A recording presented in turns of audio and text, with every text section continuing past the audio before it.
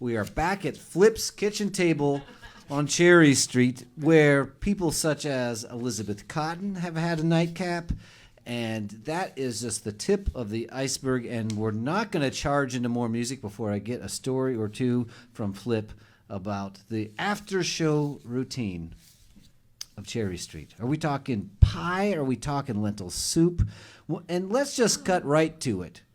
What did Elizabeth Cotten have after the gig back on Cherry Street? Libby used to come stay with me between gigs, so we'd hang out a lot. Yeah. And I remember her making chicken and dumplings, string beans, it was pretty fun. And how old were you and how old was she? Rough figures. I was in my early 20s, so she was probably in her late 70s. Wow. And maybe 80s. Uh-huh. And she'd show me how to play stuff. And her version of showing me how to play stuff was perhaps the most generous and respectful teaching I've ever encountered. What she'd do is sit down on the couch with me and play the song I wanted from end to end with all the words, everything up to speed without pause for about 2 hours while I fumbled and tried to figure out what was going on. And if you didn't know Libba, she played upside down and backwards. She took a standard guitar and tipped it over. So I couldn't read her fingers and go, oh, that's a C chord. And she didn't know the names of chords and wasn't interested. Thank you. And, one of my favorite moments with Libba was we hosted her in Seattle in my mother's living room in the apex house that my mom ever owned. That was probably a 1915 Craftsman with cut glass windows and an elevator because a previous owner had polio, so they put in this brass elevator. I mean, the place was elegant. They bought it during the Boeing crash, so they got to do that. And taking Libba there, and Mom knew I was bringing home royalty. So she had the big leather wing chair pulled up. She had a fire going. She brought tea. She brought a cushion for her feet, the whole bit. And Libba was much too much of a lady to ever have said a word about it. But there was something in her smile that I could tell that she was getting a kick out of having a rich white lady wait on her. Which was pretty fun. And then they figured out they wore the same size shoes. So they went for a walk for a mile? 9.5 quintuple A. So Mom took her to Nordstrom's where they had the right size shoes. And Libba was having the first disposable income of her whole life. So, how did this friendship get started? I was running Mama Sundays. Yeah. And John Ullman was from Seattle, was being Libba's agent, and I knew John. And he called and said, "You want Libba?" And I said, "Yes." 1968, I was at a community college, and I heard Libba live in the community college lunchroom on the stage with people eating, rattling silverware, talking, playing cards, playing pool.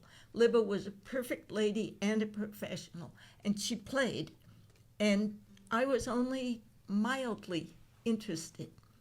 And a couple nights later, a friend dragged me. I was like, I already heard her, right? He dragged me to hear her at the Friends Center in the University District in Seattle.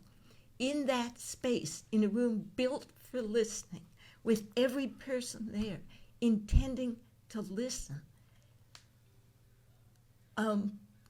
Libba shone, she was connected, we were connected. She played so beautifully that for me, my heart filled up with the music and spilled over into tears. And I sat there in the audience, shaking, with tears running down my cheeks. And I left the concert thinking, I could do that, and that's worth doing. And everything after that in my life followed from that moment. Whew. Yeah, a round of applause. I've heard stories that Elizabeth Cotten, I didn't know her personally, so I'm going to stick with that handle, would get on stage gladly and would stay there for a very long time. Mm-hmm. Is this true? Yeah. And in fact, she might stay there longer than anyone was planning on her, and she knew a lot of songs, and she would keep going. She also expected everyone to know the songs. and she'd look at the audience and say, well, sing. And we would sing. And the first time I hosted her, she looked at me. I didn't know those songs. I was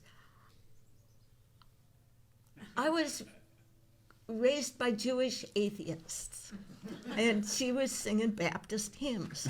And by the next time she came around, I knew all the words to all of them. Well, that's a perfect segue. Normally at this point, I would play something, but I don't want to now. I want to hear you play some Elizabeth Cotten.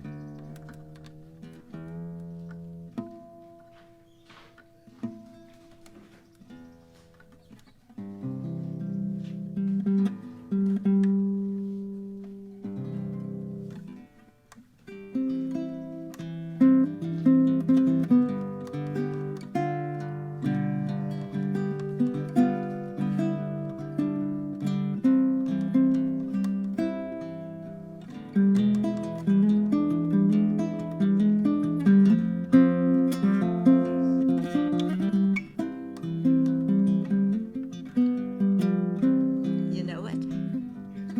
Here we go. Freight train, run so fast.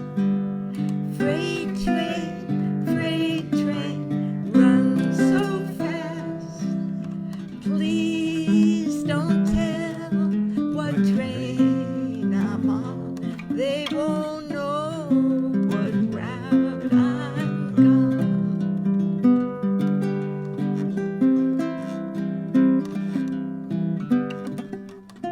Notice the 5 in the bass, it doesn't hit the root at all.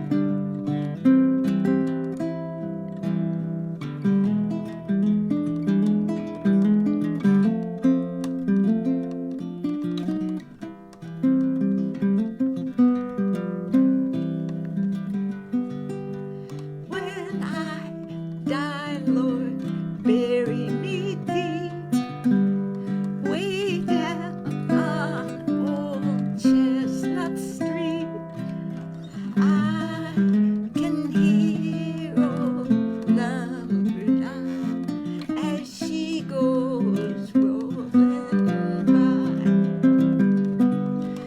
Freight train, run so fast. Freight train, run so fast. Please don't tell what train I'm on. They won't know what route I'm gone. When I am dead and in my grave, no more good times than I crave. Place the stones at my head and feet. Tell them all I'm gone to sleep. Last chance. Freight train, run so fast. Freight train, run so fast. Please don't tell what train I'm on. They won't know what route I'm gone. Thank you. Oh, thank you for that. I'm I'm Robert Sayers and Blake. Join us for songs, guests, and special requests every Sunday from the kitchen table.